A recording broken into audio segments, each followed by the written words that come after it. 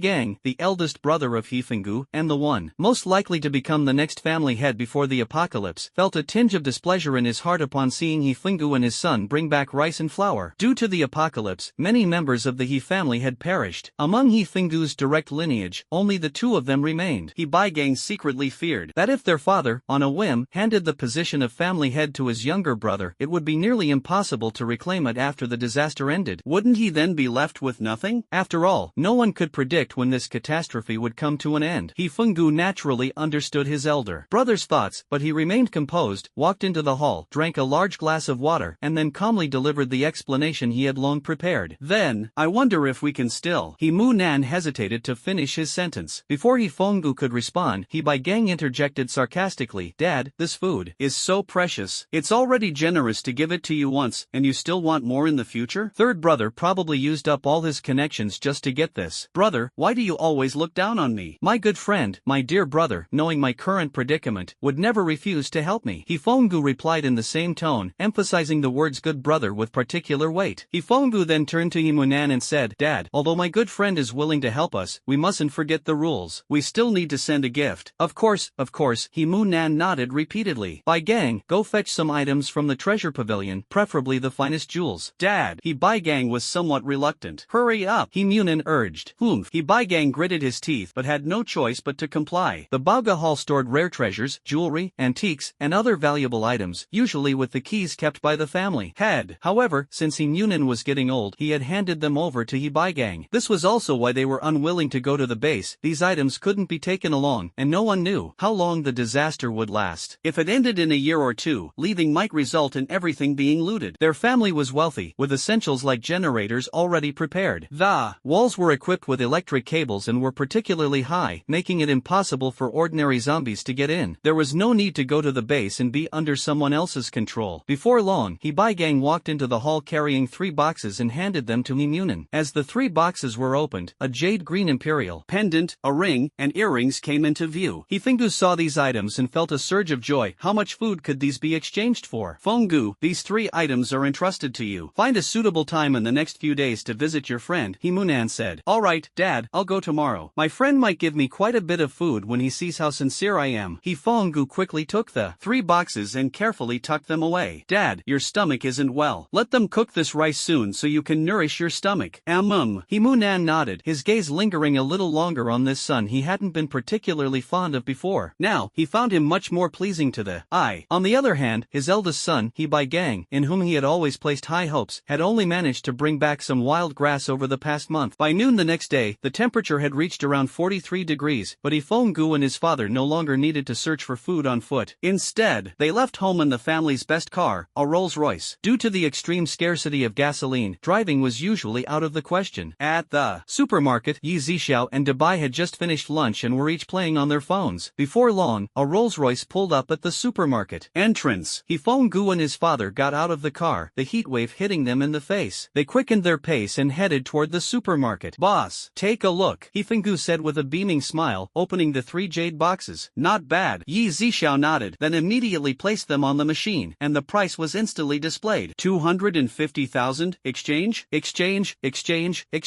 Hifongu nodded eagerly, his grin almost reaching the back of his ears. Hijayan also wore a broad smile, feeling immensely pleased as he recalled his grandfather's attitude toward him when he returned home yesterday. Dad, let's go to the 2nd floor and take a look. Hijayan looked at the description on the wall about the goods for sale on the 2nd floor, feeling impatient. Boss, is there fruit on the 2nd floor? Hifongu asked in disbelief. Yes, Yzia nodded. They hadn't eaten fruit in a long time, and just thinking about it made their mouths water. So, the two quickly went up to the 2nd floor, with Dubai following along since there wasn't much else to do. As soon as they reached the 2nd floor, the father and son saw a variety of fruits and meats, so excited they were almost brought to tears. The two quickly pushed the shopping cart and began selecting items. Before long, the cart was packed to the brim. Considering the hot weather and the difficulty of preserving items, they decided not to continue shopping on the 2nd floor. After more than half an hour, they finally finished purchasing all the necessary supplies on the 1st floor. After loading the items onto the car, the father and son sat inside, eagerly grabbing bananas and apples to enjoy. They then drank milk and ate beef jerky, relishing a 40-minute feast. As the sound of hiccups echoed one after another, the two patted their full stomachs. Although they felt uncomfortably stuffed, their hearts were filled with satisfaction. After a short rest, their car started moving again. However, halfway through the journey, Hifongu suddenly changed direction. Dad, this isn't the way home. Your old man knows that bringing back so much stuff will definitely arouse their suspicion. I have another villa outside that no one knows about. We need to keep a backup plan. Ah, nonsense. I'm doing this for you. If the old man had given the family head position to your uncle back then, we would have been finished. Luckily, I was smart and used the kickbacks others gave me to buy this house. Otherwise, you'd be out on the streets. Besides, the truth can't be hidden forever. If they find out about this supermarket, what benefits can we still get? Hijayan thought for a moment, then nodded and said, Dad, you're the best. Nonsense. Ginger gets spicier with age. Although Hijayan was still just a freshman in college, listening to Hifingu's words, he could understand the reasoning behind them. After all, he had been overlooked since childhood. Not long after, the two arrived at a high-end residential area. The neighborhood was filled with the stench of blood, and rotting corpse remains were scattered everywhere. Hifingu drove directly to a standalone villa and then moved most of the supplies into the villa's basement. Only some fruits and vegetables, eggs, 2 bags of rice, some compressed biscuits, and a few cans were left in the car, estimated to be worth about 5,000 yuan. Looking at the abundance of supplies in the basement, Hifungu and his son exchanged a smile. The two dared not linger for long, but as soon as they came out, they saw a huge rat clawing at the car door. Quick, quick! Hifungu, unafraid of the rat that was even bigger than a cat, hurriedly grabbed an axe and charged forward, smashing it down fiercely toward the rat's head. The rat dodged, and the axe struck the car door, leaving a deep gash, which made Hifungu feel heartbroken. "You little beast, I won't stop until I chop off your rat head today." After saying this, Hifungu quickly swung his axe again, and Yzia also raised his axe to strike. The rat instinctively wanted to escape, but couldn't bear to leave behind all the delicious food in the car. Moreover, it was still relatively weak due to its recent mutation, and ultimately died under Hifungu's axe. The two drove away, leaving behind the rat's halved corpse lying in a pool of blood. Back at the Yi family, Himunin looked at Hifungu and his son holding and carrying food in their arms, and he also felt that he had misjudged before. This third son was indeed an unpolished gem. Although Gang was puzzled, he didn't dare to say anything now. After all, their family also needed to eat this food, but he had already started making some plans in his mind. At this moment, in City C, Shui Hongsong and Shinja once again arrived at the location where Yzia had opened a supermarket, only to find that the supermarket had vanished into thin air, leaving no trace, as if it had never existed. "Mr. Shui,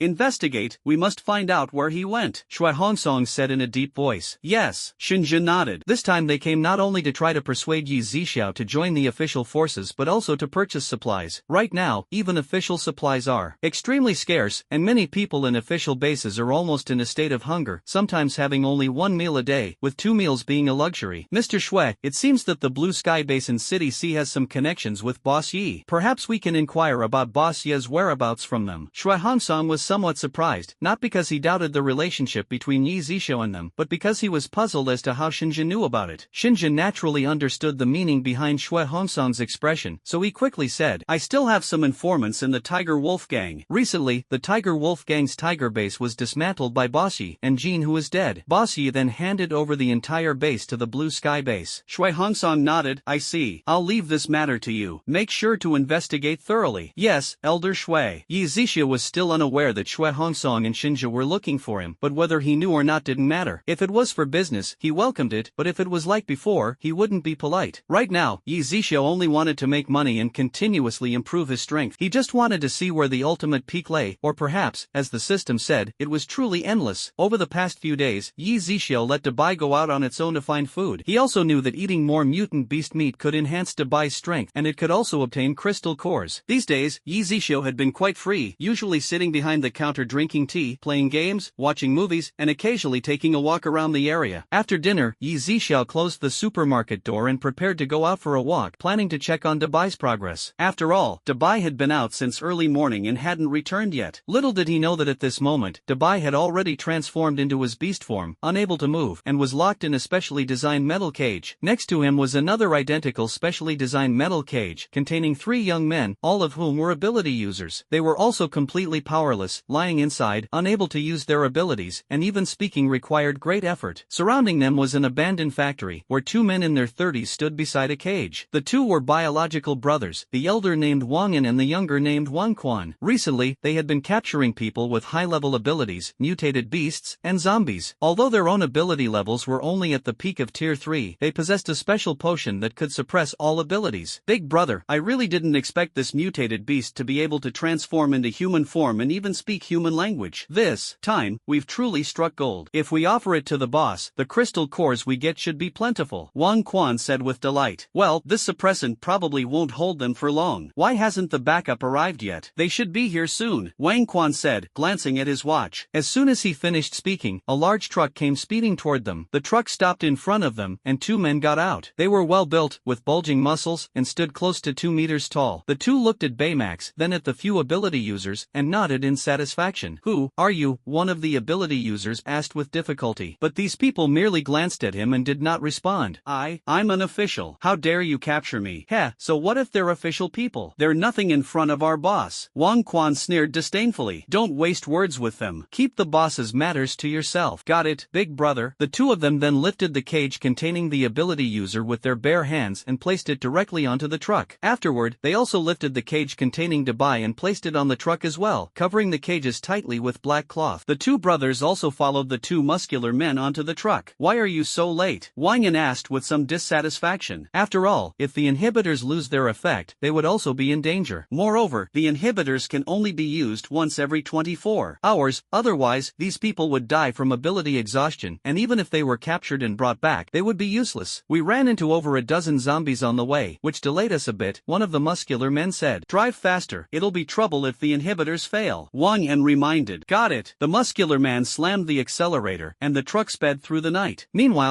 Yzia had walked quite a distance without sensing Debai's presence, which he found somewhat strange. At that moment, a truck sped past him. Yizixiao's eyes narrowed, and he instantly disappeared from where he stood. At the same time, Debai, who was on the car, suddenly brightened up. Previously, his entire body had been weak, unable to muster any strength, but now he was incessantly scratching at the cage with his claws, producing a piercing sound. The other three ability users also looked puzzled at the mutated beast that was now desperately clawing at the specially made metal cage. Having also been affected by the suppressant, they naturally knew that if one forcibly moved, the entire body would feel as if pierced by needles, an excruciating pain that made even speaking or moving extremely uncomfortable. The truck suddenly braked sharply, and Debai along with the three ability users were thrown to the other side of the cage due to inertia. The impact, combined with the effects of the suppressant, caused the three ability users to break out in a cold sweat from the pain. Only Debai's face showed an expression of excitement, as if the pain in his body didn't exist at all. The group couldn't clearly see the figure in front of the truck because the windshield had now shattered into a spiderweb-like pattern. Earlier, they had suddenly seen someone appear in front of the truck. However, they didn't stop and intended to run over the person directly. But then they heard a loud bang, and the windshield suddenly shattered, forcing them to hit the brakes. Who the hell dares block my car? I'm gonna kill them. A burly man got out of the car, cursing as he slammed the door, then strode up to Yzia, about to swing his fist the size of a sandbag. But in the next instant, the muscleman let out a miserable scream. He stared in horror at his raised hand as it began to twist and contort in an utterly unnatural way. The sound of bones shattering spread from his palm to his arm, then to his shoulder, and finally up to his skull. Subsequently, the muscular man was compressed to the extreme, turning into a spherical shape, with the ground already stained bright red. Although the three people in the car couldn't see clearly, they naturally heard the inhuman screams, leaving them momentarily unsure whether to get out of the car or flee. Yizixiao's eyes turned cold, and the truck's windshield instantly shattered. The three exchanged glances, realizing the person ahead was not to be underestimated, and got out of the car together. When they saw the muscular man's gruesome death, they were visibly startled. It was Wang Yan who spoke first. After all, he was also a third-tier ability awakener. Who are you? We have no grievances or enmity, so why block our way and kill our people? No grievances or enmity? Then what is it that you're carrying in the back of your vehicle? Yizixiao's tone was icy. The three were stunned, and suspicions began to form in their hearts. Are you an official? Wan Quan asked. Yizixiao did not speak. Instead, with a wave of his hand, the three instantly felt their bodies unable to move, their faces filled with terror. As Yzia walked to the back of the car, the black curtain suddenly flew up. Debai and Yzia locked eyes. Boss! Debai shouted with difficulty, and Yzia also noticed that something was wrong with Debai's body. The metal cage instantly shattered with a wave of his hand, collapsing to the ground with a crisp sound. In that instant, the three people in front of him saw a blur and appeared before Yzia. The three people's faces showed even more fear. Hand over the antidote, or die, Yzia said concisely. There is no antidote. This is an inhibitor. It will start to gradually lose effect after 8 hours and will be completely ineffective after 24 hours. Wang Yan hurriedly said. In that case, you can die now. As soon as the words left his mouth, the muscleman's face twisted in agony, his whole body turning bright red. In the next instant, he exploded right in front of Wang Yan and Wan Quan. Blood, chunks of flesh, and bone fragments splattered all over the two of them, soaking their faces and dyeing their clothes a deep bloody red.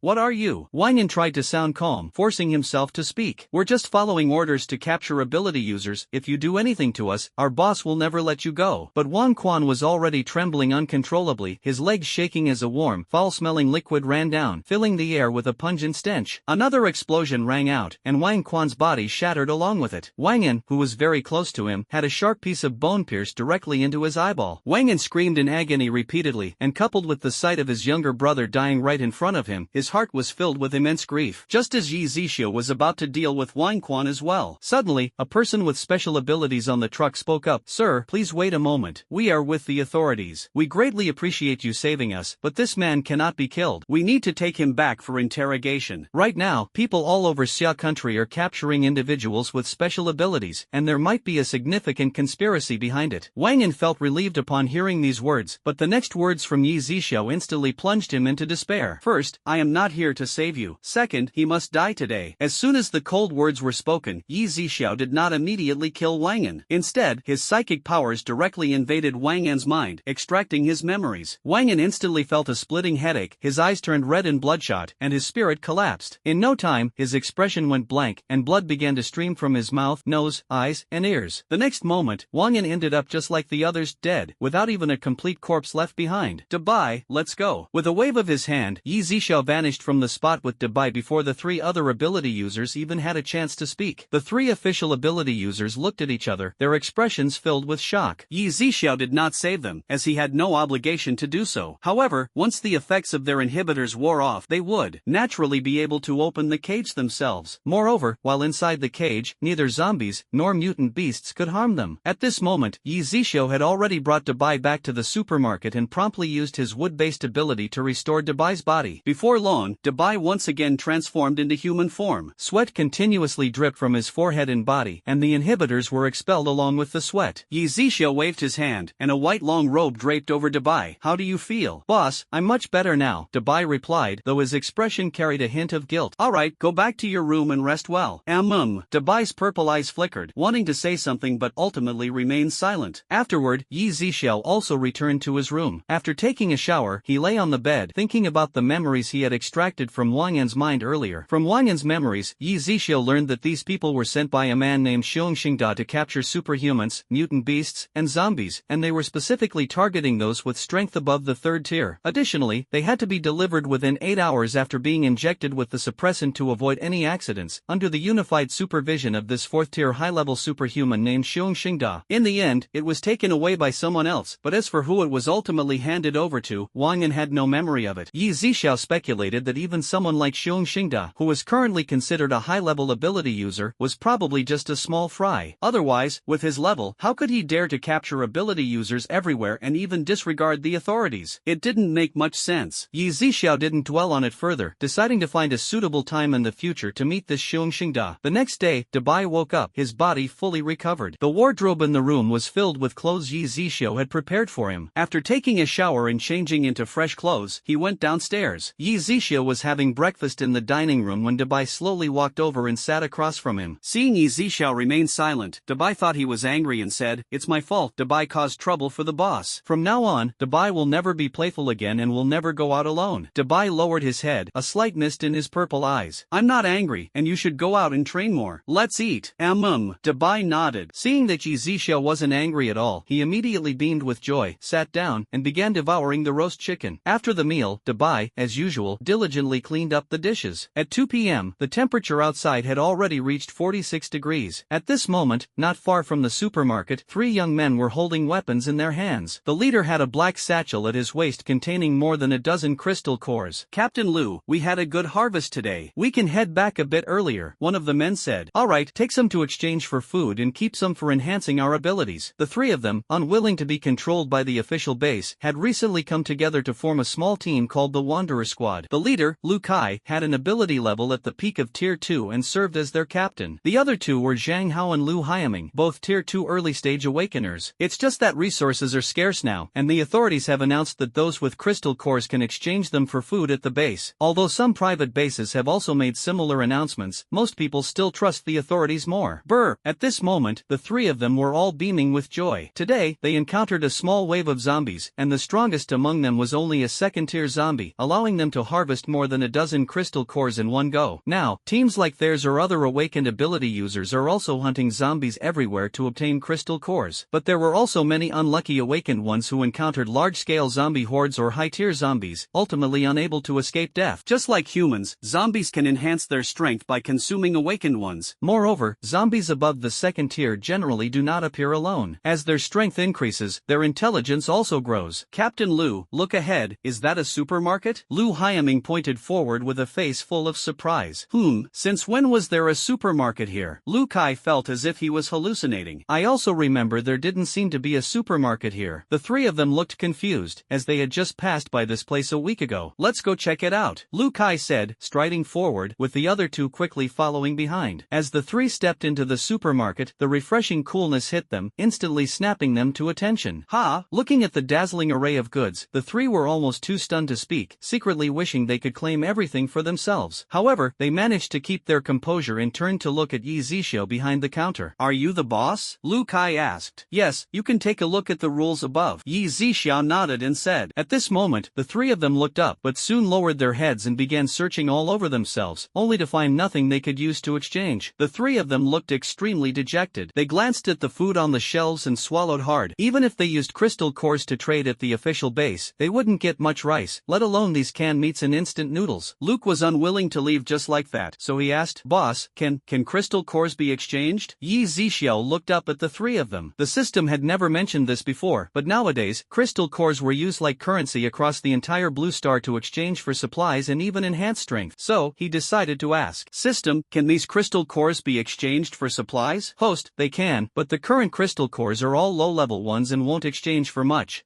Got it. The three of them saw that Yzia remained silent, and their hearts were filled with uncertainty. Although they all had the urge to make a move and snatch, they also knew that since this supermarket appeared out of nowhere, the owner was certainly no ordinary person. Unless absolutely necessary, they dared not take the risk. "It can be exchanged." As Yzia finished speaking, the three of them immediately breathed a sigh of relief. Luke quickly took out 2 crystal cores from the pouch at his waist and placed them on the counter, 1 level 1 crystal core and 1 level 2 crystal core. He also wanted to know their approximate value, so he didn't recklessly take out all of them. Yzia placed the crystal cores on the machine one by one, and the prices were displayed accordingly. Level 1 crystal core, 50 yuan, level 2 crystal core, 150 yuan. That's 200 in total. "Do you want to exchange?" Yzia asked. "Exchange." Lu Kai quickly nodded. He had clearly seen the prices just now, and they had also noticed the prices marked on the shelves when they entered. They knew that most items were roughly 5 times more expensive than before the apocalypse, but 200 yuan could still be exchanged for quite a bit of rice. At the base, a level 1 crystal core and a level 2 crystal core could only be exchanged for half a pound and 2 pounds of rice, respectively. The price offered by the supermarket had already far exceeded their expectations. After all, 200 yuan could buy about 10 pounds of the cheapest rice in the supermarket. Lu Kai did not rush to make his selections. Instead, he took out some more crystal cores, exchanged another 800 yuan, and then went to pick out supplies. The three people chose rice, flour, as well as salt and canned meat. The second floor was the fresh food section, which the three also noticed. However, with the current hot weather, those items were not easy to preserve. Since money was already tight, it was better to buy more storable items like rice and flour. After making their purchases, each of the three left the supermarket carrying some supplies. Before leaving, their faces were filled with smiles, and they were very glad they hadn't resorted to stealing. At 5 p.m., Yzia closed the supermarket door and planned to wander around the city. After all, City A was a place he had always wanted to visit. However, he hadn't expected that by the time he finally arrived, everything had changed, and it was no longer as prosperous and thriving as it once was. Big White also wandered around with Yzia. On the streets, severed limbs, skeletons, and zombie corpses could be seen everywhere, and the air was filled with an unpleasant stench. At that moment, a disheveled and terrified woman suddenly rushed out from a small alley in front of them. She was clutching a blood-stained machete tightly in her hand, with multiple wounds on her body. Her shoulder seemed to have been bitten, with a chunk of flesh missing, exposing the bone, and fresh blood continuously flowing out. Oh, she dashed quickly in the direction of Yzia and Big White, seemingly oblivious to her injuries. As she passed by them, she didn't even lift her eyes, brushing past them like a gust of wind at an incredible speed. Speed-based ability Awakener? Yzia already had the answer in his heart. Just as the woman hadn't run far, a mutated black bear also charged out of the alley. Its height was close to 3 meters, and its width almost matched the nearly 1.5 meter wide alley. Mutated beast. Yzia finished speaking, and Dabai also looked ahead at the black bear with vigilance. The black bear saw Yzia and the other person not far away, especially Dabai, and a golden light flashed in its eyes. It let out a loud roar and pounced toward the two of them, no longer chasing the woman who had fled earlier. Dabai was a mutant beast, and the black bear seemed to sense that it was not human. It opened its bloodthirsty jaws, aiming to bite Dabai's neck. Yzia did not make a move. This black bear was only at the mid-stage of the 3rd tier and was no match for Dabai at all. Sure enough, in the next instant, Dabai swung a fist and the black bear was instantly sent flying, landing heavily on the ground. Dust rose all around, and even the ground seemed to tremble. One of the black bear's eyes had been smashed by Dabai's punch, with blood dripping onto the ground along with its fur. The woman who had been running away in front heard the commotion and turned to look. Seeing the situation, she slowly came to a stop. The black bear struggled on the ground for a moment, then shakily stood up, its limbs unsteady and its body swaying slightly. In just a moment, the black bear looked at Dabai again, its gaze no less ferocious than before. On the contrary, its other eye turned blood red, and its body assumed an attacking posture. In the next next instant, the black bear suddenly opened its mouth, and with an earth-shaking roar, a fireball gradually took shape in its mouth. In a flash, the fireball shot toward Dabai like a sharp arrow. Dabai immediately raised its hand, and a lightning ball instantly formed in its palm, which it hurled toward the fireball. Suddenly, flames and sparks burst forth, surging and spreading, making the surrounding area even more engulfed in scorching heat. The sparks that fell to the ground burned persistently, igniting the zombie corpses and fragments of clothing scattered on the ground. The black bear, seeing that its full-force attack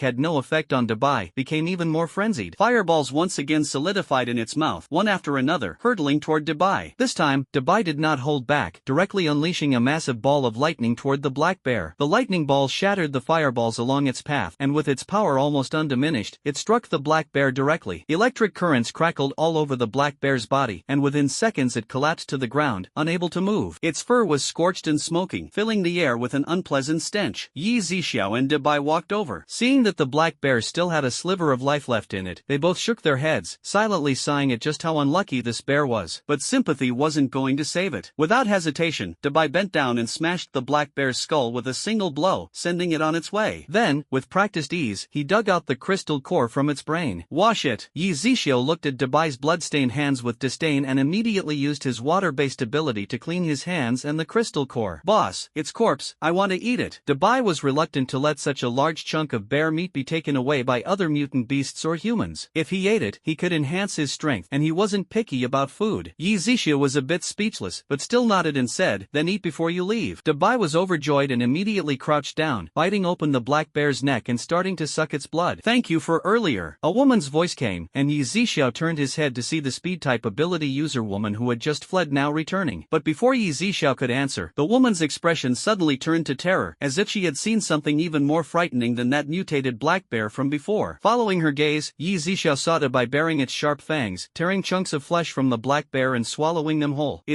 Are you? The woman stammered as she backed away, then abruptly turned and ran off at top speed, as if she were pushing her abilities to the absolute limit. Dabai grinned cheerfully. Yzia looked at Dabai, who was grinning at him with satisfaction, and for some reason, he felt a bit nauseous. He could somewhat understand why that woman had run away so quickly earlier. "Take your time eating, I'll wait for you up ahead." Yzia finished speaking and strode forward without waiting for Dabai's response. Dabai didn't notice the change in Yzia's expression and was still enjoying the mutated bear meat. Its sharp teeth were covered with bits of meat, its face stained red with blood, which dripped down its chin. If one were to recall Dabai's previously harmless puppy-like face and its innocent purple eyes, and then compare it to its current eating manner, the difference would be worlds apart. After about half an hour, Dabai finally got up, satisfied, and ran toward Yzia. Looking down, there was only a pool of blood and a large skeleton left on the ground. Meanwhile, Yzia was leisurely strolling through a large supermarket 500 meters away. Almost everything inside had been cleared out, leaving only some household appliances. At this moment, Dabai also followed the scent and found Yzia. "Finished eating?" Dabai nodded. "Are you full?" Yzia asked again. Dabai looked troubled, feeling he might still be a little short of being full. Yzia was somewhat speechless and didn't say much more. Instead, he stored the supermarket shopping bags in his space. The system-produced bags were too expensive, and, occasionally, when others needed these ordinary bags, he could provide them. Otherwise, if others bought too much and couldn't carry it, it would be troublesome for him as well. The sky gradually darkened, but the two were in no hurry to return to the supermarket, especially Dabai. Zombies were particularly active at night, and he also wanted to kill some zombies to obtain crystal nuclei and enhance his abilities. The two arrived at a hospital, but as soon as they reached the entrance, a foul stench wafted over. Yzia held his breath, and Dabai also covered his mouth and nose. When the zombie outbreak occurred, hospitals were the first to fall. During the extreme cold, all the corpses had been frozen, but now, in the extreme heat, these corpses had begun to rot and stink again, with the ground crawling with wriggling white maggots. The largest of the white worms on the ground had already grown to the size of a rat, with sharp teeth clearly visible. "Even maggots have mutated?" Yzia frowned slightly, suppressing his nausea as he used his spiritual sense to scan the entire hospital. He discovered that there were only some first-tier zombies wandering in the corridors and courtyard, with some squatting and gnawing on maggot-infested corpses. Other than that, there wasn't a single living person. Yzia had no intention of letting Dabai step into this place full of mutated maggots just for a few first-tier zombies. Dabai nodded, holding his breath with difficulty. Although he considered himself not too picky about food, the mutated maggots were truly disgusting. The two had barely walked a street when they encountered several zombies at the intersection. Leading the group was a third-tier zombie with brown pupils, followed by 5 second-tier zombies. The third-tier zombie was the first to notice the two, its brown pupils glimmering with an unusual light. With a roar, the 5-second-tier zombies behind it seemed to understand the command and charged toward Yzia and Dabai at an astonishing speed. Just as they rushed to the two people, they were consecutively taken down by Dabai with a single punch each, their heads exploding like watermelons, splattering red and white matter everywhere. The crystal cores fell to the ground one after another, making crisp sounds. The Tier 3 zombie, seeing all its subordinates annihilated, was immediately enraged and roared furiously at the sky. Roar, roar, roar. At that moment, Dabai charged directly at the zombie, which was still looking up, and the roaring abruptly ceased. Poof! The zombie looked at the big white figure in front of it with disbelief. Then its skull shattered, and it collapsed to the ground. If zombies could talk, it would surely curse the big white figure for not playing fair. The big white figure held a level 3 crystal core and several level 2 crystal cores, feeling quite pleased. Just as the two were about to head back to the supermarket, they suddenly heard the sounds of a fight ahead. Who exactly are you people? How dare you even disregard the authorities? A middle-aged man, around 40 years old, asked in a deep voice while dodging the opponent's attacks. Oomph, official? Even the entire blue planet is nothing more than something in my god's master's pocket. A man cloaked in black sneered in response, pressing forward step by step. What do you mean? The middle-aged man revealed a look of astonishment. Ah! Yzia observed that both of the fighting individuals were at mid-stage Tier 4, the highest level awakened beings he had ever seen. At this moment, a woman in her late 20s was lying on the ground nearby, her face filled with pain. She tried to struggle to her feet but fell back to the ground several times. At this moment, Dabai's eyes narrowed. Boss, the thing this person is holding is the potion that caused me to get caught last time. Yzia's eyes slightly narrowed as he looked at the potion in the hand of the man in the black robe, about to stab the middle-aged man. Before Yzia could make a move, Dabai used his lightning ability and struck directly with a palm. A bolt of lightning shot out from Dabai's palm and reached the black-robed man in less than 2 seconds. Who dares to ruin my plans? The black-robed man leapt backward, distancing himself from the middle-aged man, then turned to look at Dabai and Yzia. The middle-aged man followed the black-robed man's gaze and, realizing he didn't recognize them, guessed they might be passers-by stepping in to help. Thank you both. The middle-aged man cupped his hands. Oof, in this world, you still dare meddle in others' affairs? Then I'll offer you both to my divine master. After speaking, the man in the black robe stopped fighting with the middle-aged man and leapt toward Dabai. Dabai, step back. You're no match for him. Alright, Dabai obediently nodded. Yzia's strength was either fully revealed or somewhat speculated. At the very least, he was an awakener above the 5th tier. This man in the black robe was merely at the mid-4th tier and was certainly no match for his boss. A long blade emitting a white, icy glow slashed toward Yzia, as if intending to cleave him in two. The middle-aged man was startled upon seeing this and shouted, "Watch out!" He wanted to rush forward, but it was already too late. His face was full of guilt, feeling that it was his fault someone else had to die innocently. Ding! The sound of metal vibrating echoed, and the man in the black robe looked horrified. How is that possible? At this moment, the long blade was firmly pinched between Yzia's 2 fingers. The blade trembled, causing the black-robed man's arm to go numb. Impossible, impossible. The man in the black robe tried to pull back the long blade, but he couldn't move it an inch. With the sound of the long blade breaking, the sword that the man in the black robe regarded as a treasured weapon instantly snapped into 2 pieces, falling to the ground with a crisp sound. The middle-aged man finally breathed a sigh of relief, realizing that the young man's strength might surpass his own. Thus, he decided not to step forward, lest he cause more trouble than help. The man in the black robe also realized he had encountered a formidable opponent. His body ceased to resist, and his eyes narrowed slightly as a powerful mental attack shot from his brow into Yzia's mind. After a while, the man in the black robe gradually became mentally exhausted, and his gaze began to grow dazed. He was extremely puzzled in his heart. Why, despite using such a powerful mental attack, was the person in front of him still standing there unharmed, motionless, and even with a hint of a smile at the corner of his mouth? Could it be that he was just holding on? The man in the black robe didn't dare to relax and continued using his mental attack. With your mental ability, how much longer can you hold on? Yzia asked with great interest. The man in the black robe's expression changed instantly, his heart filled with shock. From Yzia's words, there didn't seem to be any sign of him just holding on. On the contrary, it seemed as if his mental ability was like a stone sinking into the sea, not causing the slightest ripple. The man in the black robe, seeing this, also realized the gap between himself and the person in front of him. His black robe began to flutter without wind, and several green venomous snakes instantly emerged from within, hissing and darting toward Yzia. Taking advantage of this moment, he turned and fled swiftly into the distance. A dull thud of impact sounded, and the man in the black robe fell straight to the ground from mid-air. At this moment, the green venomous snakes were being chewed noisily in Dabai's mouth, as if it were chewing gum. You're a psychic ability user, and you're also a spatial ability user? The man in the black robe looked up at Yzia, who had walked up to him, and asked. After all, it was was rare enough for one of these two abilities to appear, let alone both manifesting in one person. So far, he had never heard of such a case. Yzia did not answer but waved his hand, and the black robe on the man was instantly torn apart, revealing his true appearance.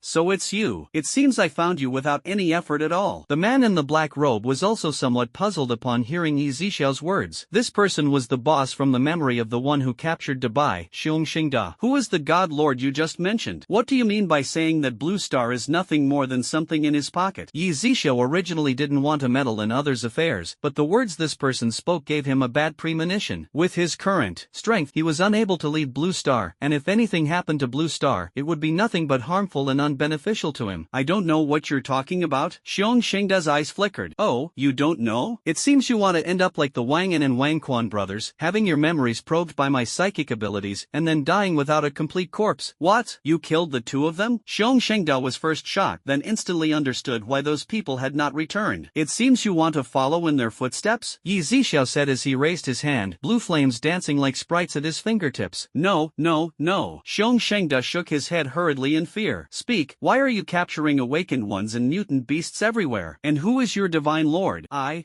don't know. Yzia slightly frowned, and blue flames landed on Xiongxingda's shoulder. In an instant, his entire arm was engulfed in blue fire. I'll talk. Xiongxingda screamed repeatedly. Yzia waved his hand, the flames extinguished, leaving only charred bones of Xiongxingda's right hand. Beads of sweat the size of beans dripped from Xiongxingda's forehead. Enduring the pain, he said. I don't know. I really don't know. All I know is that they come and go without a trace, their strength is formidable, and I just follow their orders. Phew.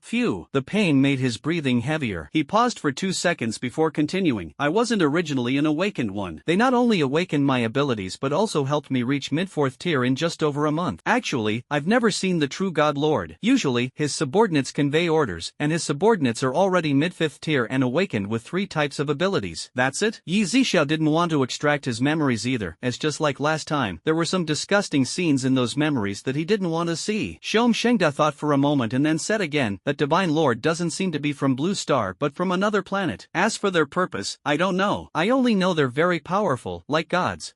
Aliens? Yzia's expression darkened slightly. Could this apocalypse? He had some suspicions in his heart, but there was no evidence, and he couldn't be entirely sure. At this moment, the middle-aged man who had overheard the entire conversation immediately spoke up. Sir, I am with the authorities. This matter is of great importance. If possible, I hope you can hand this person over to me so I can take him back for a thorough investigation. Alright, Yzia nodded. He didn't have the time to investigate these matters himself. His main priority was to improve his own strength, as only by becoming strong enough could he ensure absolute safety. My name is Zhang Su. May I know your name, sir? The middle-aged man asked. Yzia replied. Mr. Yi. Zhang Su cupped his hands in salute. Yzia nodded, turned to look at Xiongxingda, and with a sharp glance, Xiongxingda instantly fainted. After Yzia and Dabai left, Zhang Su also took out a satellite phone to start contacting the organization for assistance. After all, there were still colleagues affected by the suppressant in Xiongxingda nearby. He couldn't handle it alone, especially since zombies, mutant beasts, and mutant plants could appear anywhere at night. The next day at noon, a Rolls-Royce stopped outside the supermarket. Stepping out were Yifenggu and his son Hejian, both carrying several boxes in their arms and walking into the supermarket with smiles on their faces. The last time the two of them took so much food back, Hemunin had already been considering giving the position of family head to Yifenggu. He even had Hebigang hand over the key to the treasure pavilion to his younger brother. Boss, this time I've brought some really good stuff. They're worth quite a lot, Yifenggu said as he and his son placed everything they were holding onto the counter. Oh, then I really want to see how good it is. Ever since learning about the existence of alien civilizations last night, Yzia has felt an even stronger urge to improve his strength. Only by being strong enough himself can he face any potential danger without fear. As the boxes were opened one by one, the items inside were indeed impressive. A jade bracelet of imperial green alone was already of considerable value, along with premium red coral, mutton fat white jade, rubies, sapphires, and diamonds. Yzia nodded. Not bad. As each item was priced, the total reached 15.6 million. Yifenggu also calculated the price and, before Yzia could ask, hurriedly said, Deal, I'll trade for all of these. Alright, I see your car probably can't hold this much. I also have space bags here, 2,500 yuan each, with 15 square meters of space inside. They expire after 24 hours, and during this time, the food inside will remain as fresh as when it was first placed in, Yzia reminded. Yifenggu's eyes shifted. Boss, do you have any bags with a longer usage time? System, do you have it? Yes, host. There is a 20 square square meter space for 6 days and a 30 square meter space for 1 month, priced at 8,000 and 25,000 respectively. Yzia understood and immediately informed Hifengu that I want one for 1 day, one for 6 days, and another for 1 month. Yzia then bought a few of each item, and these bags also carried a 5-fold profit. Hifengu looked at the bags that appeared out of thin air without feeling surprised. After all, it's been so long since the apocalypse began, and this supermarket is strange enough, nothing else could be more surprising. The top of the bags was marked with the time, so there was no chance of making a mistake. A few hours later, Hifengu and his son finally bought enough supplies. On the first floor and the second floor, Yzia also restocked several times. The two of them, satisfied, carried the supplies to the car, not noticing that not far away, an inconspicuous, shabby off-road vehicle was parked there. Inside the car was Gang, who had just used a camera to capture the entire scene.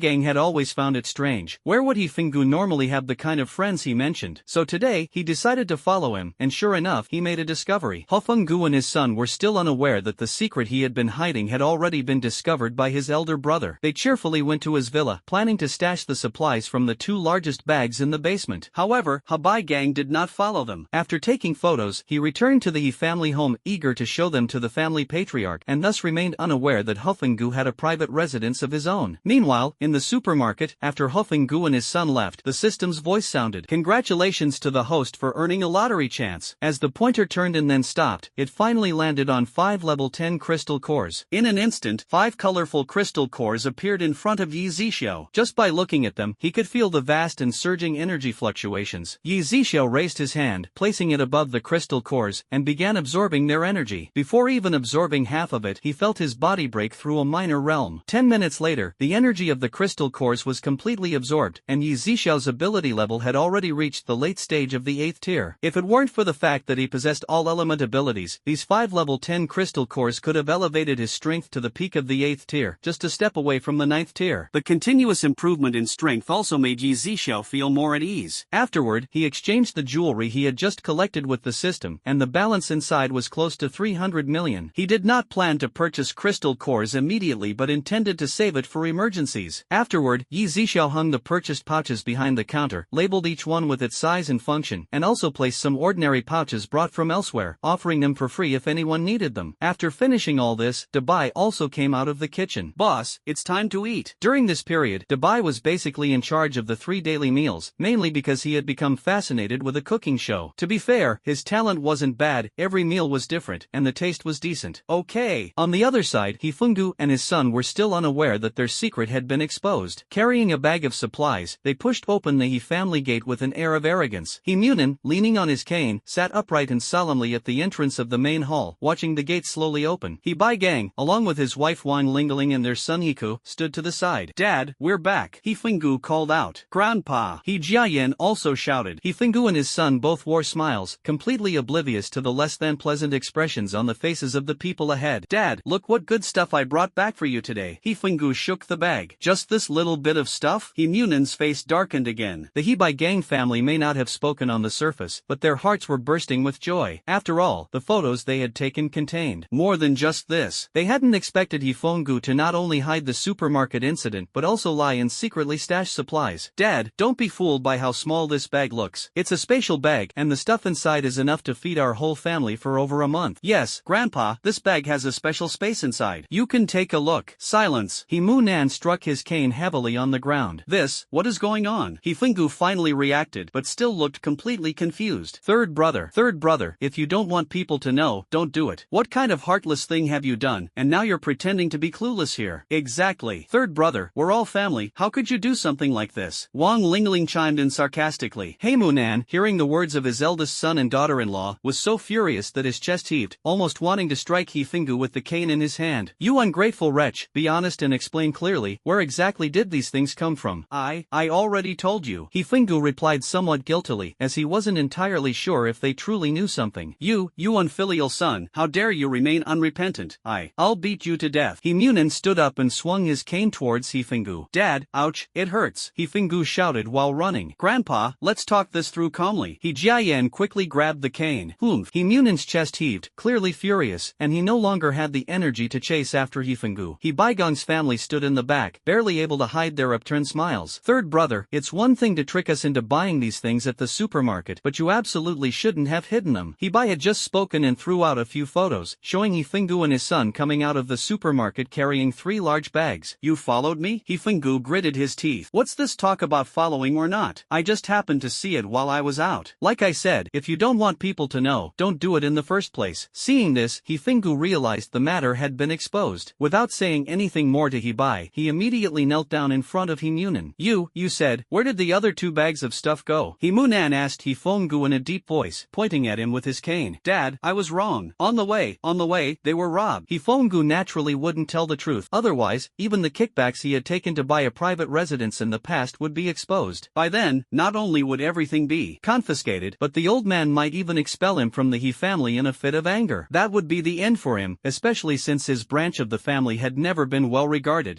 You say?" Himunan clearly didn't believe him and turned to question Yzia. "Grandpa, Yzia glanced at his father, then gritted his teeth and said, "Grandpa, the goods were really robbed on the way." "Dad, third brother, and Yzia probably aren't lying. Maybe those who took the goods had good intentions and left us a share," Wang Lingling said sarcastically. "Mom!" He tugged at Wang Lingling's sleeve. The He family already had few members left, and he didn't want his grandfather to drive them out of the family in a fit of anger. But Wang Lingling glared at her son, and he didn't dare to say another word. Himunan, upon hearing Wang Lingling's words, was like adding fuel to the fire. Good, very good. I raised a good son, a good grandson. Get out, all of you, get out." Today, the jewelry he gave to Impending could be said to be his most precious possessions. Although they were a third-tier family in City A, their assets were still in the billions. However, most of it was tied up in companies, hotels, and real estate. Now, with the apocalypse causing these industries to stagnate, only this jewelry still had some use. "Dad, you've never liked me. If it weren't for me finding the supermarket this time, you'd still be eating wild grass and rat meat. Big brother has never done anything for the family, yet you always favor him. In your heart, there's only him. Then why don't you just live with your eldest son?" Impending also vented the grievances he had been holding in over the years. As the head of the family, Himunan couldn't tolerate this. Pointing at Impending and his son, he angrily shouted, "Get out. Both of you get out of the He family. From now on, I have neither you as a son nor you as a grandson. Jiayan, let's go." Impending pulled the reluctant Jiayan and walked out the door. Grandpa, Impending and Wang Lingling were overjoyed at the situation. Now, with the supermarket in place and plenty of valuable jewelry at home, there was no one left to compete with them. Just thinking about the days ahead made them feel content. Suddenly, Impending thought of something and said, "Dad, now that we know about this supermarket, I was thinking of telling Chao Ruiz, the deputy base leader of Hongqing Base, about it." "Oh, why?" Himunan asked. "Dad, aren't we planning to join Hongqing Base? But since we're not ability users, life at the base might not be very comfortable for us in the future. But if we tell Chao Ruiz about the supermarket, with his high ability level and so many subordinates, based on my understanding of him, he will definitely find a way to take over the supermarket. By then, wouldn't the dignified deputy base leader owe us a big favor?" Himunan nodded, "But before that, we still need to buy more supplies to stock up ourselves." "Okay, Dad. Nowadays, the level of zombies is getting higher and higher. Himunan and Impending deeply understand that if this continues, they might encounter danger someday. They had been planning to go to the base these days, but they were worried that once there, they would be controlled by others and live a stifled life, so they had been hesitant to make a decision. Now that the existence of the supermarket is known, they want to use this information to gain Chao Ruiz's protection. Impending brought Jiayan to his villa at this time. The basement is now stocked with plenty of food, as well as valuable jewelry and gold, which serve as his backup plan. Previously, to avoid being discovered by the He family, he even specifically replaced the basement door with an ultra-thick explosion-proof door. For now, there shouldn't be any danger, and the basement is much cooler compared to the outside. Once the food runs low, they can still go to the supermarket to restock. Currently, the outdoor temperature during the day has already reached 50 degrees. Just sitting still is enough to make one sweat profusely. However, the temperature in the supermarket is quite comfortable, consistently maintained at over 20 degrees. 2 more days passed. During these 2 days, apart from some blind zombie mutant beasts trying to break into the supermarket and ultimately being instantly reduced to ashes by the supermarket's defense attack system, only the 3 members of the Lu Kai team, who had previously exchanged crystal cores for supplies, came by again. This time, they used crystal cores and a gold necklace of unknown origin to exchange for 8,000, leaving with supplies and beaming with joy. In the afternoon, a black off-road vehicle slowly stopped on the road outside the supermarket. Inside the car, a young man in the driver's seat turned his head to look at the middle-aged man in the back. "White Butler, this really is a supermarket, and it seems to have plenty of supplies inside."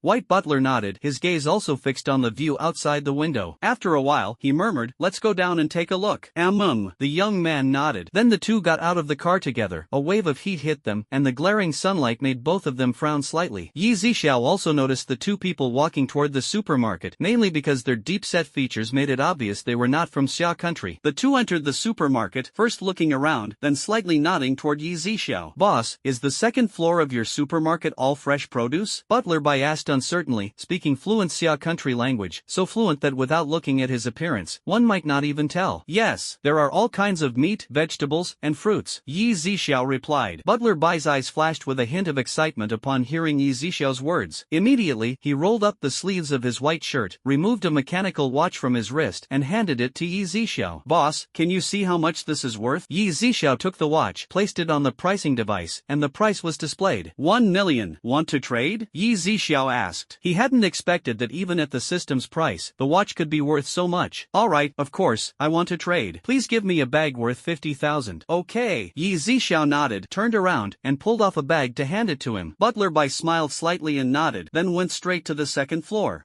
Bai followed closely behind. Generally, when someone comes for the first time and goes to the second floor, he always follows them up. If someone wants to go to the third floor or needs something but doesn't know where to find it, Bai steps in to resolve the issue, which saves Yzia a lot of trouble. Midway, Yzia also used his psychic ability to check the situation on the second floor and found that these two had a completely different way of selecting items compared to everyone who had come before. Chicken, beef, lamb, pork, in short, all kinds of meat were the two people's shopping targets, and nothing else was chosen. Although it seemed strange, since he was running a business, as long as these people followed the rules, Yzia naturally wouldn't ask questions. Boss, restock the goods. Bai shouted from the staircase on the second floor, which was also part of his usual work duties. Alright, Yzia swiftly moved to the second floor and restocked all the empty spots one by one. Butler Bai, who was watching everything from the side, also had a flicker in his eyes, but his expression suddenly turned unusually joyful after a moment. After restocking, Yzia went downstairs. Half an hour later, Butler Bai and the other person also came downstairs to the counter. May I know the boss's honorable surname?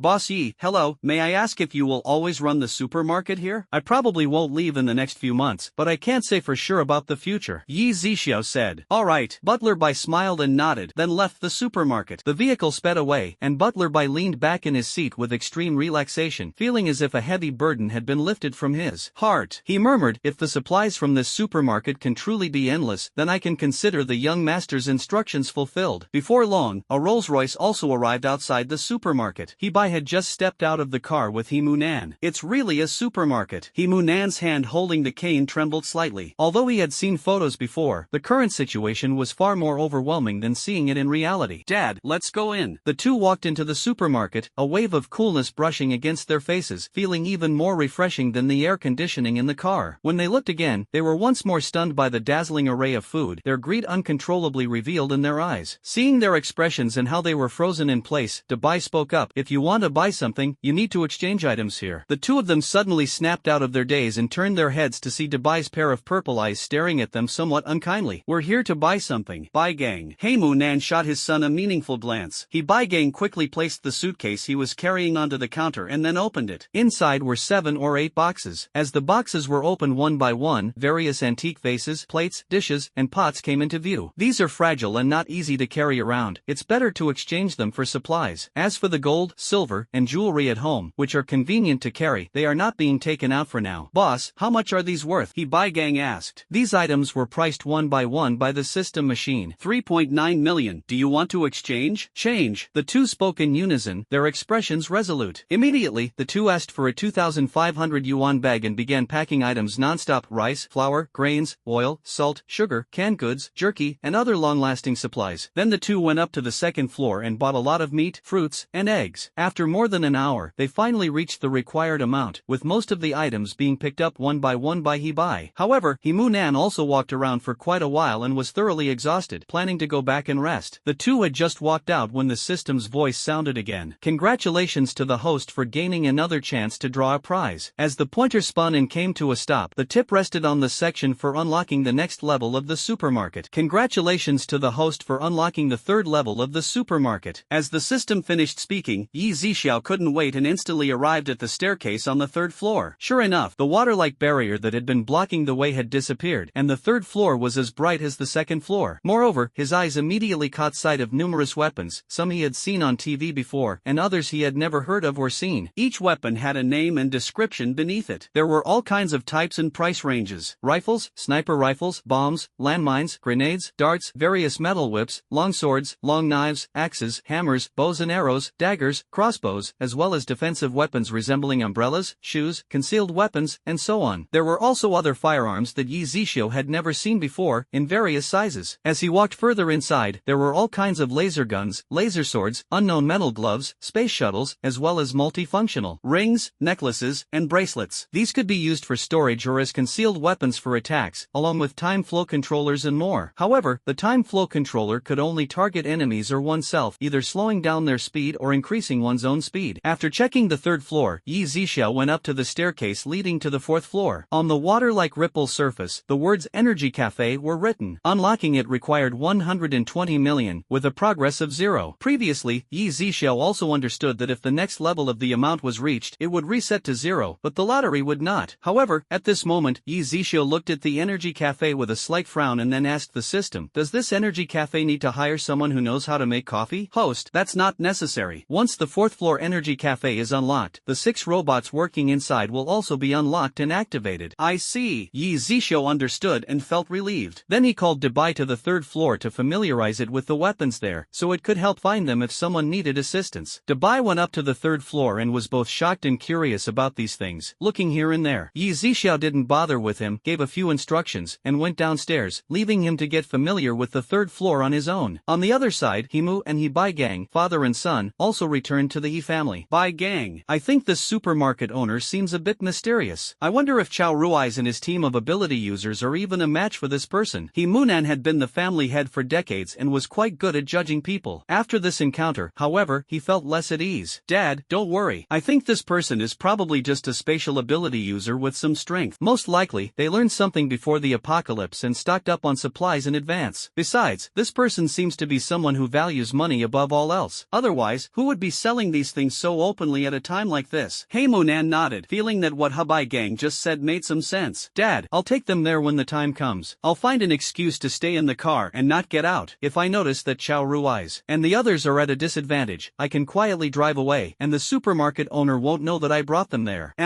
That would be even better. Himunan was also very pleased with Hibai Gang's suggestion. "Dad, then let's go to the Hongqing base tomorrow at noon." Himunan nodded. Afterward, the two of them placed the purchased supplies into the basement. Hibai Gang also had his wife, Wang Lingling, prepare a large table of delicious food. After all, starting tomorrow, if they joined the base, indulging like this would be much harder. They also prepared quite a few items to hand over to Chao Ruiz of the Hongqing base tomorrow, hoping for a better life in the base in the future. After dinner, the group began packing their things. The next day at noon, Himu, Nanhi, Bai Gang, and their family of 4 began driving to the Hongqing base. The 4 of them ate until they were full during lunch and only stopped when they were stuffed, feeling a bit uncomfortable while sitting in the car. Hongqing base is located 30 kilometers outside the city, and driving there takes about 50 minutes, mainly because a significant amount of time is spent just getting out of the city. Bai Gang let his son drive while he sat in the passenger seat, holding a handgun in his hand to deal with zombies or mutated beasts if they encountered any. Just as they had been driving for less than 10 minutes, a mutated black bird suddenly dove down from the sky at an incredible speed. In just a moment, it was alongside their car, using its sharp beak to relentlessly strike the car window. The intense noise reached their ears, leaving them all somewhat on edge. Bang, bang, bang. Although the mutated black bird was only about half a meter long, its blood-red eyes were still extremely terrifying. Hibai Gang's hand holding the gun trembled slightly, and his son Hiko was so nervous that his hands and feet seemed out of control, causing the car to speed up and slow down intermittently. Seeing that the car window was about to be shattered by the mutated blackbird, Himunan quickly said, "Bai Gang, open the window quickly and shoot that beast a few times." Hibai Gang hesitated a bit, fearing that if he opened the window, the bird might fly inside, and he would be the first to be doomed, especially since the bird was on his side. "Hurry, quickly!" Urged on by Himunan, Hibai Gang gritted his teeth. One hand pressed down the window, while the other pulled the trigger. With the sound of gunfire, even though the mutated blackbird had already squeezed a third of its body through the car window, it was still shot dead by Hibai Gang after he fired several rounds in quick succession. The bird's body slowly slid back back out of the car. Huff, that was close,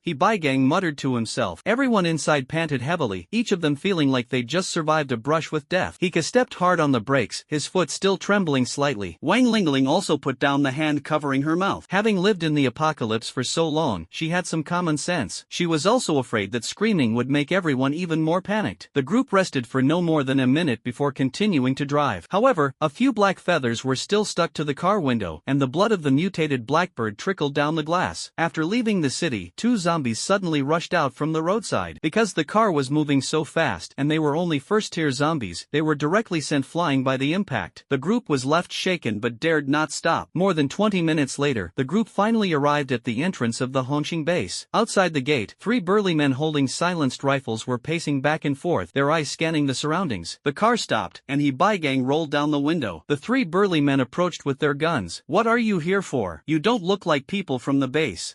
We are here to join the base," Gang said. Several strong men glanced at the people in the car and then said, "Get out of the car, we need to check. I know your deputy base leader Chow. He and I have been friends for over 10 years. Could I trouble you to pass on a message? Just tell him Gang has brought his family to join the Hongqing base," Gang said hurriedly. There were still quite a few supplies in the bags in his car. He was afraid these people might suddenly have bad intentions, rob them of their supplies, and then drive them away. That would be disastrous. Oh, one of the strong men, upon hearing that Gang knew Chow Rui's, no longer had the impatient expression from earlier. However, that was all. He still wasn't at the point of offering a warm welcome. After all, who knew if what he said was true or not? "You two stay here and watch them. I'll go in and ask." "Thank you so much." Gang quickly cupped his hands with a forced smile. "Just wait," the other burly man said, and then ignored Gang. After about 10 minutes, the gate opened, and the burly man who had just gone in came out. "Let's go. Drive the car and follow me inside." All right. Gang nodded repeatedly, letting his son drive the car slowly behind the burly man. But in the next moment, the burly man's speed became extremely fast. Just a second ago, he was in front of the car, but within 2 or 3 seconds, he had already moved 50 meters away. "Dad, is this guy an awakened?" He could turn to look at Gang sitting in the passenger seat. "Hurry up, follow them." "Oh, alright." Before long, under the lead of the burly man, the family drove to a 2-story building. After the 4 of them got out of the car, they heard the burly man say, "Go on in. The deputy base leader is waiting for you inside." "Oh, alright, thank you. Gang and Yunin quickly clasped their hands in thanks. The 4 people exchanged glances and slowly walked into the small building. As soon as they entered, they saw Chow Ruai sitting on the sofa with his legs crossed. "Deputy base leader Chow, I am Gang. I wonder if you still remember me." Gang adopted a very humble attitude. The two had previously collaborated in business and had known each other for about 10 years, so it was impossible for him not to remember. However, he truly didn't dare to act as casually as before. "Of course I remember. How could I forget young Master Yi? The Yi family is a prominent name in City A. There's no way I could forget." Chow Rui's did not take these people seriously. After all, things have changed now, and although the Yi family used to be a third-rate family, he still wanted to see if there was any benefit to be gained from them. "Kiki, take out the stuff." Gang hurriedly called Hiku to bring out the bag of supplies. "Deputy base leader Chow, this time we also want to join the Hongqing base, and this can be considered a token of our sincerity." Gang opened the bag and, together with Hiku, began taking out the items inside. At first, Chow Rui's was indifferent, but as the items kept coming out, his eyes narrowed slightly. However, he quickly regained his composure. By the time everything was taken out, the large table was already piled high, and there were still plenty of rice, flour, grains, and oil placed on the ground. "Young master, he is so thoughtful, bringing so many supplies as soon as you arrive. This is just a small token from us, just a small token," Yunin also said. Chow Rui's nodded, looking at the gray bag. "But, could this bag be a spatial treasure?" "Sort of, but it has a usage time limit, only 24 hours.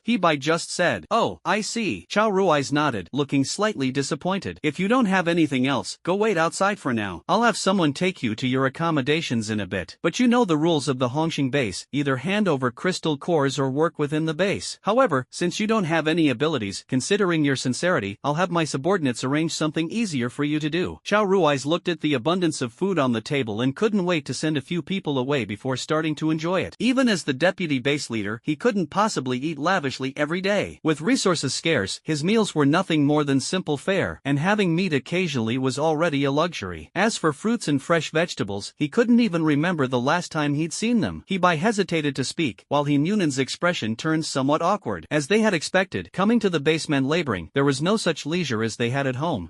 What? Do you have any dissatisfaction with my arrangements?" Chow Rui's face darkened as well. No, that's not got it. He by gang quickly waved his hand. We just have one more thing to tell you, which is the source of these supplies. What? The source of the supplies? Aren't these things you stockpiled yourselves? Chow Rui's thought the Yi family was quite well off, so having a cold storage or something wouldn't be surprising. No, our food ran out not long after the apocalypse began, He by gang said. Chow Rui's glanced at He by gang, then seemed to understand something and said, you want to use this information to live a bit more comfortably in this base, don't you? Deputy Base Chief Chow, you have sharp eyes. To be honest, my father is getting on in years, and my wife and son have never done any hard labor. We just want to find a peaceful place to settle down in the base, He by gang said, cupping his hands in respect. You don't want to do anything, yet you want the base to feed you, house you, and protect you. It's not impossible, but that depends on whether the information you provide is worth it. Chow Rui sat down again, crossed his legs, and lit a cigar. You definitely won't be disappointed, He by gang said. After pausing for a moment, he spoke again. I know of a supermarket, a 9-story one, filled with countless supplies. The owner probably has spatial abilities, and the supplies in his space might be far more than what's in the supermarket. Oh, Chow Rui straightened up, looking at He by gang with a scrutinizing gaze. He by gang then told Chow Rui's everything he knew about the supermarket. Deputy Base Leader Chow, if you take over the supermarket and force the owner to hand over all the supplies, the Hongqing base could expand its power several times over with those resources, He by gang said. Ha ha ha. Chow Rui's pointed at He by gang and laughed. Ha ha ha. He by gang also forced a laugh. Chow Rui suddenly stopped laughing and then said, I understand. I have something to do later, but tomorrow at noon, you all take me to meet this supermarket owner. I want to see who dares to open a supermarket so boldly and has so many supplies. Alright then He by gang hesitated to finish his sentence. Don't worry, I'll have them arrange a good place for you to stay in a while. If the situation is true, you can live in the base peacefully from now on without having to do anything, Chow Rui said. Alright, thank you so much, Deputy Base Leader Chow, He by gang said, and with that, his family tactfully left the small building, waiting outside for someone from the base to take them to their accommodation. The reason for not going to the supermarket immediately today was that most of the base's ability users had gone out to kill zombies and mutant beasts, making it temporarily impossible to gather them. Seeing the group leave, Chow Rui's couldn't wait to pick up an apple and take a big bite. The sweet and delicious taste instantly filled his mouth. After finishing the apple, he immediately picked up other items and started eating non-stop, his expression as if he hadn't tasted such delicious food in several lifetimes. No one knows how much time had passed, but Chow Rui's finally stopped after burping a few times. Then, he packed the remaining food back into the space bag and took it upstairs to store it in the wardrobe. The next morning, just as Yzia finished breakfast, he heard a rumbling sound coming from outside. Yzia walked to the supermarket entrance and saw a helicopter slowly descending before coming to a stop on the road outside the supermarket. As the cabin door opened, a man about 1.85 meters tall, dressed in a white short-sleeved shirt, black dress pants, and wearing sunglasses, stepped down. Upon closer inspection, the man had a high, prominent nose and thin, cool lips. At first glance, he seemed like a cold and aloof CEO from before the apocalypse, except for the white gloves he wore, which appeared particularly out of place in the extreme heat of 58 degrees. The man walked slowly toward the supermarket, but when he was less than 3 meters away, he suddenly stopped in his tracks, his brows slightly furrowing. After pausing for a moment, he still continued to walk forward, though his steps became extremely slow. In the next instant, a sudden and extremely powerful blast of air erupted from the supermarket. The man dodged swiftly, moving at an incredible speed, but he was still injured by the aftermath. He frowned deeply, clutching his chest. Despite his best efforts to restrain himself, a trace of blood still seeped from the corner of his mouth. Yzia also hadn't expected the supermarket to launch an attack suddenly, leaving him deeply puzzled. Hesitating for 2 seconds, she still walked out of the supermarket, looked at the man whose lips appeared slightly pale at the moment, and asked, "Are you okay?" Yzia saw that the man had arrived by helicopter and thought his financial strength must be top-notch. Maybe he could even close a big deal. The man did not answer Yzia's question but instead took a deep look at the supermarket. At this moment, Yzia also found it very strange. Could it be that the supermarket's defense system was malfunctioning? Yzia suddenly noticed that the foreign middle-aged man, Butler White, who had visited a few days ago, was also inside the helicopter, but he did not come down. Yzia withdrew his gaze and looked again at the man not far in front of him. After a while, the man finally spoke under Yzia's gaze. "I originally came to discuss business with you, but it seems your supermarket isn't very welcoming to me." Yzia was at a loss for words. This was also the source of his confusion, so he could only ask the system. "System, what's going on?" "Host, this person is the Zombie King, a tier 5 zombie." "Yzia? Why can't I sense any trace of zombie aura on him?" Yzia was also puzzled. "This person has a treasure that can conceal their aura," the system replied. Yzia understood. A tier 5 zombie, this was the first time he had seen one, and he was somewhat curious, especially since the person in front of him seemed seemed no different from an ordinary human. Yzia thoughts shifted, and he deactivated the supermarket's defense and attack system. Then, he looked at the man in front of him again and said, "Alright, come in." Whether it was a zombie or a human, as long as they understood the rules and could conduct business, it didn't matter to Yzia. The man tried to step forward slowly, and sure enough, the dangerous aura had disappeared. He walked back to his previous position without encountering any further attacks, finally feeling at ease. "You withdrew this defense, aren't you afraid of me? Do you know who I am?" The man looked at Yzia's back and asked. "Of course I know, a tier 5 zombie king." Hearing Yzia's calm tone, the man's heart was in turmoil. His identity was so secretive, yet the person in front of him could see through it at a glance. The two walked into the supermarket one after the other. The man took off his sunglasses, revealing his deep blue eyes and chiseled features. Yzia glanced at the man, feeling that he looked somewhat familiar. "Are you Ling Luchu?"